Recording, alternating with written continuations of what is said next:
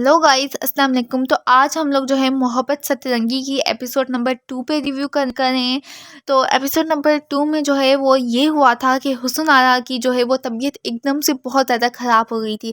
अच्छा, इसमें बहुत अच्छी जो स्टोरी लगी कि जो लोग जो है मंगनी करके अपनी फियांसे को पीछे छोड़ के चले जाते हैं और खुद बाहर के मुल्क चले जाते हैं, तो उन बेचारी लड़कियों को क्या-क्या सुनने को मिलता है, उनको क्या-क्या मुश्किलात फेस करनी पड़ती हैं, वो इसमें बखूबी अच्छे से दिखाया गया है।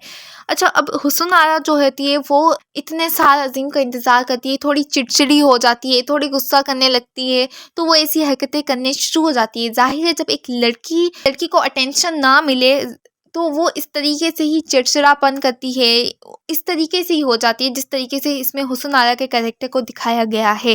अगेन फिर वहाँ पे जो है वो साबिर और शमीम जो होते हैं, वो एक बिज़नेस रिलेटेड जो होते हैं, उनके क्लाइंट आते हैं। जो हाशिम जो होता है वो अपने अब्बा और चाचू को बताता है, साथ अब्बा मियाँ को भी बताता है कि मैंने जो है एक नया सेटअप किया है, डेकोरेशन का बिज़नेस होता है। वाइट एंड पिंक कलर के जो फूल हैं वो इस इवेंट में लगवाना चाहते हैं, जबकि अब्बा मियाँ जो होते हैं वो बोलते हैं कि रेड कलर के रोज़ जो है लगवा लो। बट वो हाशिम जो बोलता है वो बोलता है कि अब्बा मियाँ, आजकल ये जो कलर्स हैं वो ये चल रहे हैं, मतलब फीके कलर्स आजकल लोग पेस्टल कलर्स जो है वो बहुत ज़्यादा पसंद करें, ये लाल कलर या ये डार्क कलर्स जो है वो आजकल नहीं चल रहे।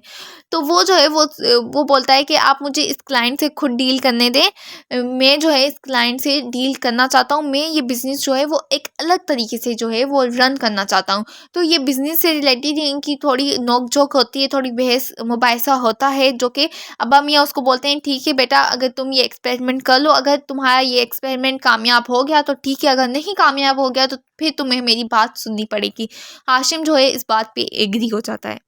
है हुस्न आरा जो है उसकी तबीयत ख़राब हो जाती है, तो वो घर का कोई काम नहीं करती है। जैसे रशीदा जो होती हैं, वो जो होती है, फिर रशीदा और महाजबीन फिर वो मिल के बातें करती हैं कि तायम्मी, महाजबीन उसको बोलती है, तायम्मी हुस्न आरा तो कोई काम ही नहीं करती, सारे काम हमें करने पड़ते हैं। तो ये जो पॉलिटिक्स है, किचन पॉलिटिक्स होती है, या ये तो जो सारी चीज़ें होती हैं ना, ये यहाँ इस ड्रामे में अच्छे से दिखाई गई हैं कि किसी एक ही घर में रहकर आप एक दूसरे का काम, मतलब जॉइंट फैमिली में ये चीज़ें आम है कि यार उसका काम है तो वही करे, मैं क्यों करूं। तो ये चीज़ होती है जॉइंट फैमिली में कि यार अगर उसका काम है तो वही करे। खैर, बहाने बनाती है, ये सारे उनका चलता रहता है। तो ये सारी जो छोटी छोटी प्रॉब्लम्स है ये दिखाई गई हैं। हुस्न आरा जो है वो पिज़्ज़ा ऑर्डर कर लेती है। महाजबीन जो है हुस्न आरा को बोलती है कि आप में हमारी कोई बात सुन भी लिया करें। दूसरी खाला अपनी भांजियों पे जान छिड़कती हैं। तो वो हुस्न आरा बोलती है, मैं जान छिड़कने से ज़्यादा पेट्रोल छिड़कने में इंटरेस्टेड हूँ। तो वो जो डायलॉग है बहुत ही ज़्यादा अच्छा था, और वो उसका करेक्टर है भी रियल में वैसा ही। चलो, वो तो जो अजीम के लिए चिड़चिड़ापन है वो तो एक अलग तरफ है, लेकिन उसकी जो नेचर है ना वो इस ड्रामे में जो है ना वो दिखाई गई है। कभी कभी इस पे तरस भी आता है कि यार ठीक है, अगर वो ऐसा कर रही है तो इस वजह से कर रही है क्योंकि उसका जो फियांसे है उसको 7 साल से पीछे छोड़ के चला गया है, उसने देखा तक नहीं है, ना बात की है। तो उसका चिड़चिड़ापन नज़र आता है, या उसका बनता है ऐसा होना।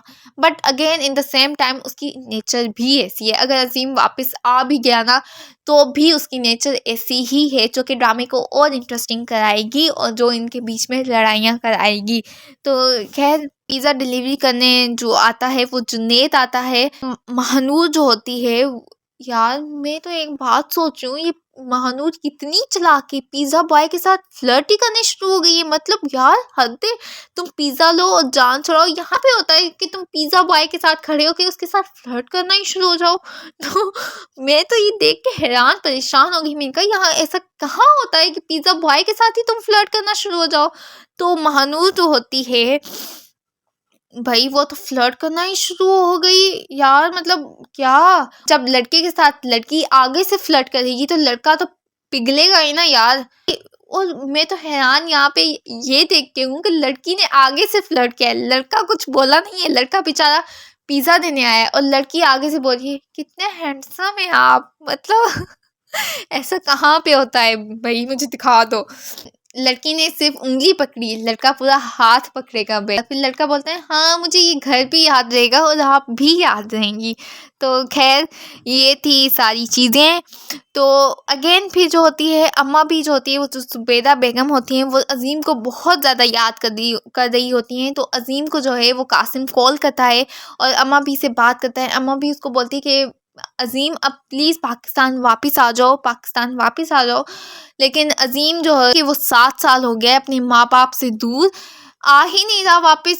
जब भी हुस्न आरा जो है अज़ीम से बात करनी चाहती है तो वो उससे बात नहीं करता, वो फ़ोन कट कर देता है। 7 साल हो गए अभी तक अज़ीम ने जो है हुस्न आरा को ना कॉल किए ना उससे कॉल पे बात किए। हुस्न आरा को बहुत बुरा लगता है। उस पर एक्टिंग जवेदा सऊद की बहुत अच्छी थी। जो उसकी आंखों में इमोशंस थे वो साफ पता चला था कि मीन्स की रियल में इस तरह का कुछ मतलब रिलेट कर सकते थे। मीन्स कि उसके आंसू बहुत रियल लग रहे थे। शमीम जो कि जहांआरा का शोहर होता है और जहांआरा जो है हुस्न आरा की बड़ी बहन होती है। शमीम जो है अपने माँ बाप को बोलता है अज़ीम पता नहीं हुस्न आरा से किस जन्म का बदला ले रहा है, मतलब पता नहीं किस चीज़ की उसको सज़ा दे रहा है कि वो जो है उसको यहाँ पे छोड़ के खुद वहाँ पे चला गया है। अभी ना उससे बात कर रहा है ना कुछ कर रहा है। अब हम यहाँ बोलते हैं कि अज़ीम को छोड़ दो, अब जो है हुस्न आरा की शादी हम लोग कहीं और करवा देते हैं। हुस्न आरा से वो लोग पूछते हैं बट हुस्न आरा जो होती है वो बोलती है कि मैं इंतज़ार करूँगी, मैं अज़ीम का इंतज़ार करूँगी। हुस्न आरा बिल्कुल भी कहीं और शादी करने के लिए रेडी नहीं होती। वो बोलती है कि मैं मरने दम तक जो है यहाँ अज़ीम का ही इंतज़ार करूँगी। यहाँ से यहाँ तो मेरी डोली उठेगी इस घर से, यहाँ तो फिर मेरा जनाजा उठेगा। वो इस हद तक जो है अज़ीम का इंतज़ार करना चाहती है। अब देखते हैं कि नेक्स्ट एपिसोड में क्या होता है। बहुत इंटरेस्टिंग ये कहानी है, बहुत अच्छी कहानी है। आई हाईली रिकमेंड यू इस ड्रामे को ज़रूर देखें और मुझे अपना फीडबैक ज़रूर दीजिएगा आपको मेरा रिव्यू कैसा लगा। मिलती हूँ अपनी नेक्स्ट वीडियो में, तब तक के लिए अल्लाह हाफिज़।